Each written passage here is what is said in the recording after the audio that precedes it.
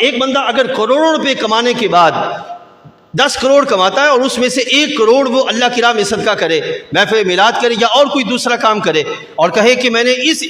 10 کروڑ میں سے 1 کروڑ خرچ کر کے 9 کروڑ میں نے اپنے لیے حلال کر لیے ہیں، تو یہ اس کی سوچ کی کمی ہے اور اس کی فکری کمزوری ہے کہ جس کے لحاظ سے وہ ایسا سوچ رہا ہے۔ وگرنہ رب ذوالجلال جل وعلا کی بارگاہ میں دینے کے لحاظ سے وہی روپیہ پسند کیا جاتا ہے جو کہ حلال ہو اور درست ہو، ناقص روپیہ اللہ کی بارگاہ میں پسند ہی نہیں ہے۔ اب سوچئے ہمارے نبی علیہ السلام نے ارشاد فرمایا کہ ایک بندہ گھر سے نکلے اور بیت اللہ شریف تک جائے، اس پر باقاعدہ سفر کے اثرات ہوں، بیت اللہ شریف کا غلاف پکڑے اور غلاف پکڑ کے وہ رب کی بارگاہ میں التجا کر رہا ہو، یا رب یا رب یا رب۔ نبی علیہ السلام نے فرمایا کہ اللہ تعالیٰ اس کی کسی ایک صدا کو بھی قبول نہیں فرمائے گا،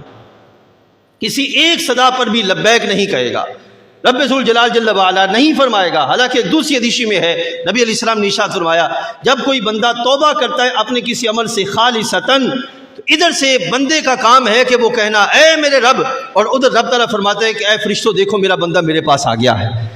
اب ایک طرف معاملہ کیا ہے کہ بندہ خالصتاً نیت کی درستگی کے ساتھ اللہ کی بارگاہ میں بڑھے اور رب تعالیٰ کی بارگاہ میں التجا کرے، تو اللہ تعالیٰ فرشتوں کے سامنے فرماتا ہے کہ میرا بندہ میرے بارگاہ میں آ گیا ہے۔ اور دوسرا بندہ اتنا طویل سفر کرنے کے بعد بھی بیت اللہ کا غلاف پکڑے التجا کر رہا ہے، رب تعالیٰ کے حبیب علیہ السلام فرماتے ہیں اللہ تعالیٰ اس کی کسی التجا کو قبول نہیں کرے گا۔ اب سوچئے آخر وجہ کیا ہے؟ اتنی مشقت بھی اس نے کاٹی، اتنی مصیبتیں بھی کاٹیں اور گھر والوں سے دوری بھی اختیار کی، اس کے باوجود اسے رب کی بارگاہ سے کچھ نہیں مل رہا۔ وجہ کیا ہے؟ نبی علیہ السلام نے فرمایا وجہ یہ ہے کہ اس کے تن پہ کپڑا بھی حلال کا اور اس کے من میں خوراک بھی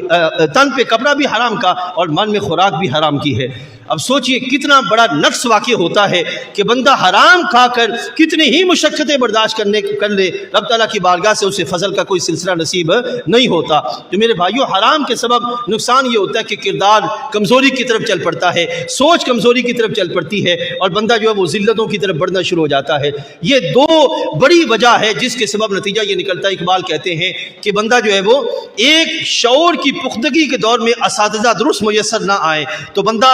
جس طرح مفلوج ہو کے رہ جاتا ہے، اسی طریقے سے بندہ جو ہے وہ اگر رزق اس کو حلال میسر نہ آئے تب بھی اس کی صلاحیتیں ماند پڑنا شروع ہو جاتی ہیں، کیونکہ